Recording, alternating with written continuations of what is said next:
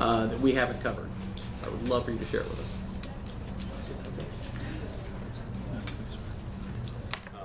The thing that we didn't talk about was like even we talked about on a large scale. We talked about on a somewhat smaller scale here. But we didn't talk about the home life. Like people want internet regulated at home for their kids. They want to be able to control what their kids see or not.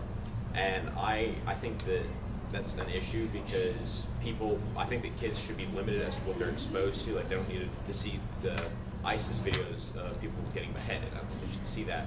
But I also think that parents shouldn't rely on the internet to babysit their kids because I think that's a very common practice now, and they are just saying, well, I don't want to have to regulate my kid, so I'm just going to sit him down on a random website and hope it doesn't go bad. So if I get my local lawmaker to pass regulations saying, oh, my child can't, I don't want him to get on this, I don't want to get on this, then it'll do my work for me. I won't have to sit there and babysit. And I think that's kind of the opinion that some people are trying to go with the regulations, and I think that is an issue.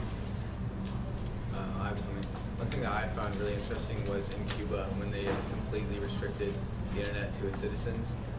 They have created a network of people where someone goes out to Florida and downloads just like the week's worth of internet from the United States onto like huge hard drives, and it takes them back to Cuba, and they physically pass around their internet on flash drives.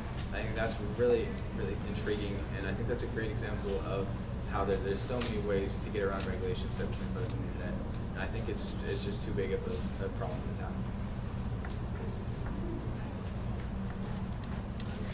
Final question. If somebody could get around the internet regulation here at LCA and you found out about it, what would you do with that information? Directly to you. Take it straight to the technology department. Gold star for you, Hunter. Thank you guys. Good job.